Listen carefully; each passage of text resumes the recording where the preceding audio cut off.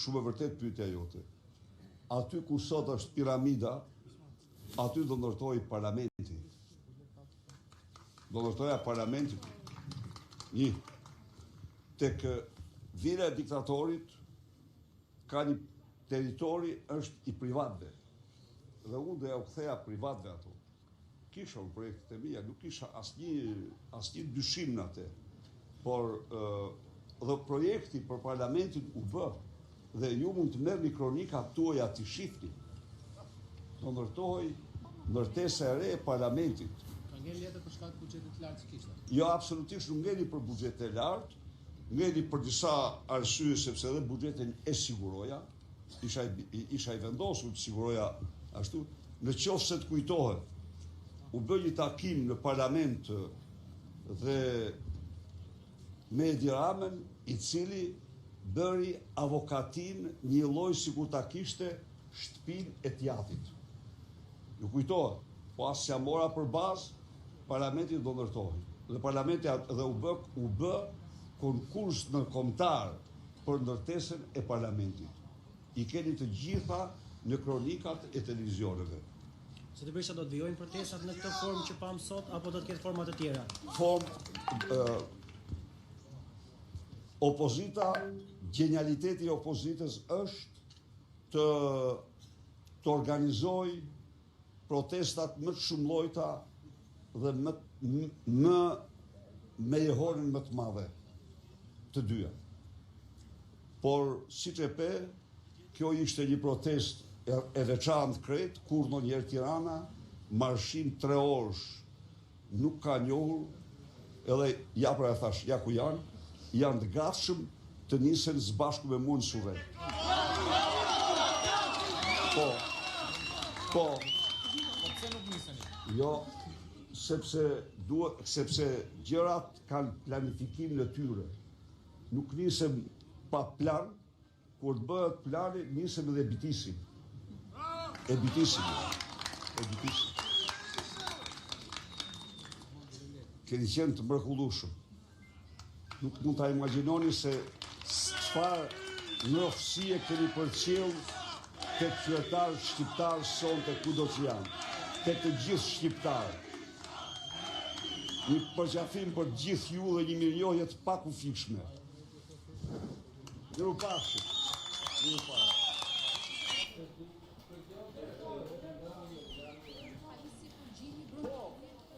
Po, është e vërtet, ajo pajisje po studiohet. Nuk mund se nuk jam specialist, por më fani. Tani edhe një herë.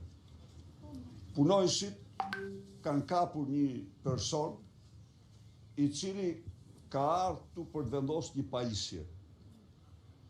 Çfarë është pajisja nuk mund të flas, sepse duhet të pyes inxhinier dhe teknik të fushë që ta, por më thanë që është një pajisje shumë e kushtueshme dhe ai nuk largohet, po se thot ma jep një pajisjen. Pajisjen sill pak identitetin dhe kusht ka dërguar që se pajisje nuk merr më, jo, pajisje është Jo, ka ardhur i panjohur. Me që motivacion erdhi Seria e Partisë Demokratike me atë pajisje? Me motivacionin e ka dërguar Ilir Proda.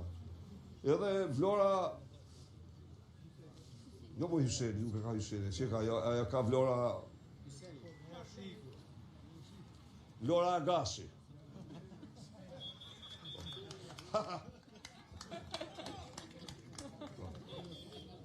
Po. Ka. Ajo se më dorëheqim, ajo duhet të largohet me njerë nga të tyra. Me njëherë. Se me dhënë se do mund ta marrë shërbimin penga, absolutisht jo. Ju përshtes. Edhe ju fanoroj shumë. Edhe mediat i fanoroj për përcjelljen e mrekullueshme që i bën marshimit unik në historinë e Tiranës, plot emocione dhe plot vërtetësira, dhe ftoj që fazën tjetër të kryengritjes ta ta përcjellim po me kaq për kushtim. Miru pafshim. Tani do të bëjmë bilancë. Limi përmbyllës si kryetari të Partisë Demokratike zotit Berisha.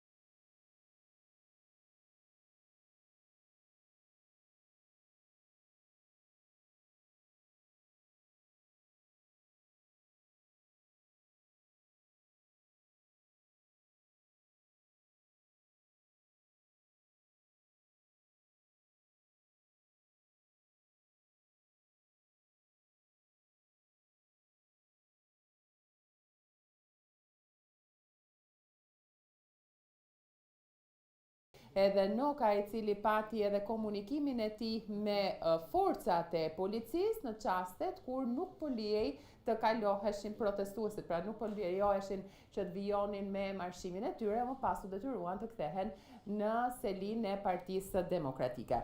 Mirë, ne kemi qenë bashkë në këtë transmetim të drejtë për drejtë, nderuar shikues, që prej orës 17 nga ku nisëm me një bisedë në studio me Erd Murati, ne më pas me lidhjet tona të drejtë për drejta, duke falenderuar shumë gazetarët Klodiana Lala, Osman Stafa, Gjensila Kodra dhe Renaldo Staliani, si edhe operatorët e tyre për përcjelljen e lajmit më të fundit, sikurse falenderoj gjithë ekipin që qëndron pas meje, regji, transmetim, gazetarët e të gjithë redaktor kryedaktor që kanë qenë me mua në çdo çast për përcjelljen e informacionit të fundit, sikurse Balkan Web dhe Panorama. Ju falenderoj shumë për vëmendjen tuaj, bashkë do të shihemi në transmetimet e ardhshme.